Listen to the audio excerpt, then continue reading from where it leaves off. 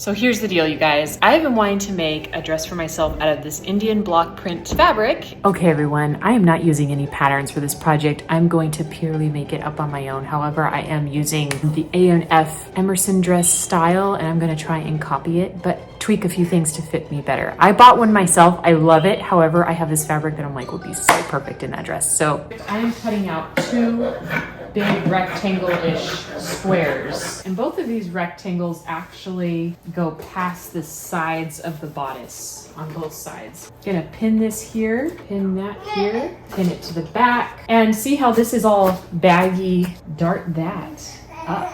I'm basically just grabbing everything that's loose and adding it in the dart.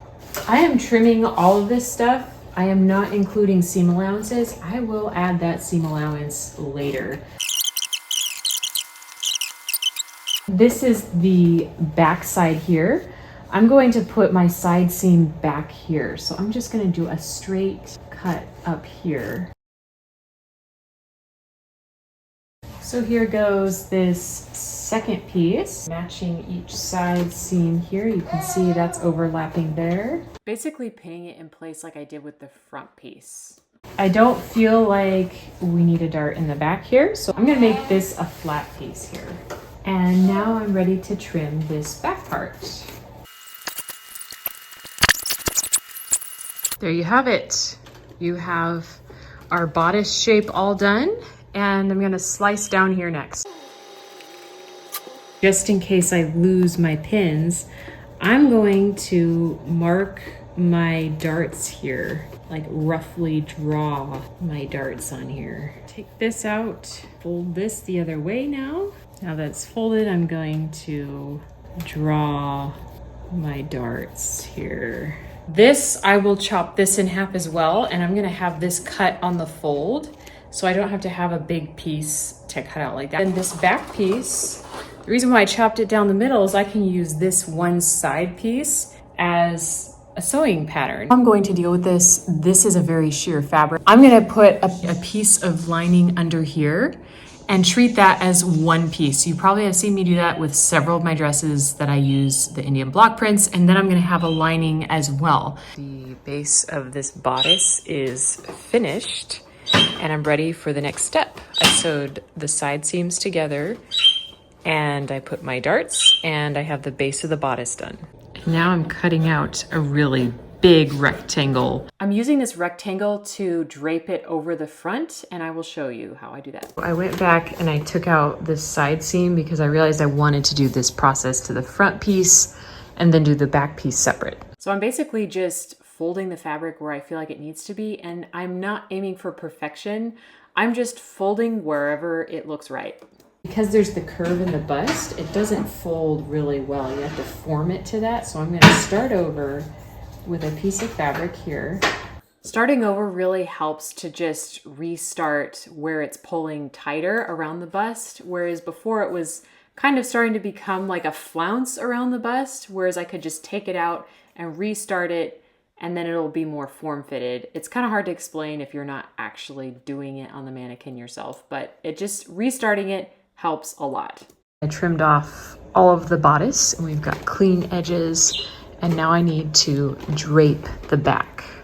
So I basically did the same thing. However, this was a lot easier because there's no darts or curves in the back. So I just basically tried to match where the pleats were meeting in the front. They're all done pleating this bodice. Now I need to press it before I start securing the pleats to the bodice. So I literally am taking the mannequin off of the stand, and I am going to press all of these pleats down like this. However, I'm going to use a cotton cloth. Thankfully, I actually have a mock-up that's the same shape as this bodice.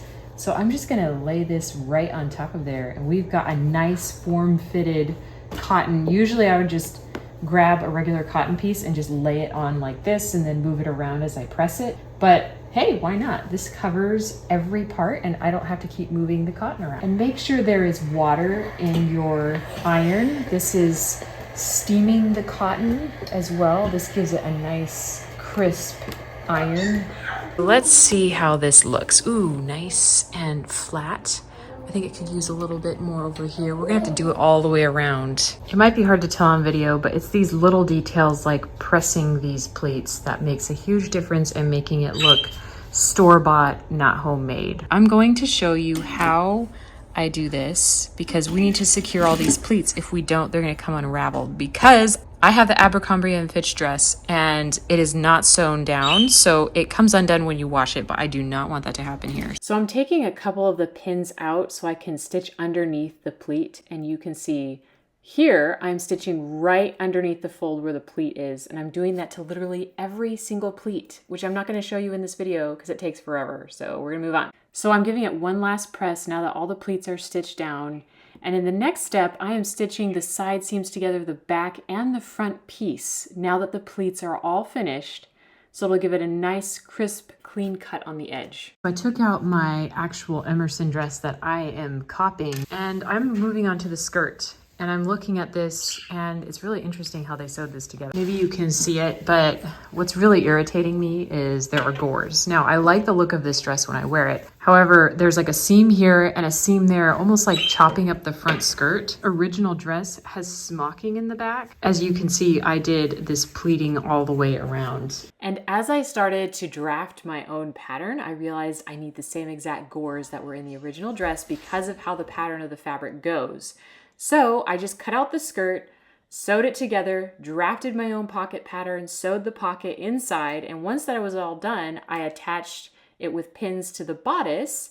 If you want to see how I drafted my own skirt pattern and the pocket pattern, hit that subscribe button. I'm pressing the waist. This is the waistline here, and I am just pressing directly on top of the skirt so that it's not too fluffy around the waist. And I stitched the skirt to the bodice, had it all pressed, and I'm adding the invisible zipper so that I can actually try it on. I actually have a video on how I do this, so see the link below on that video. So I have tried on the dress. I have two different size straps on. I have a thinner one and a thicker one. However, I think I'm gonna go for this thinner one. It just makes it look more delicate and dressy. I did have to shorten the waist 1 inch, so it is a little bit shorter than what I had it on the mannequin. The dress is finished. It's time to try it on and see how it fits. And I am really pleased. Honestly, I like it better than the dress that I purchased online. It just fits better. I have a lining built in. It's a little bit more fitted, not gathered underneath. And I have pockets in the side here. Now that this is finished, I can move on to a few other projects. I am working on a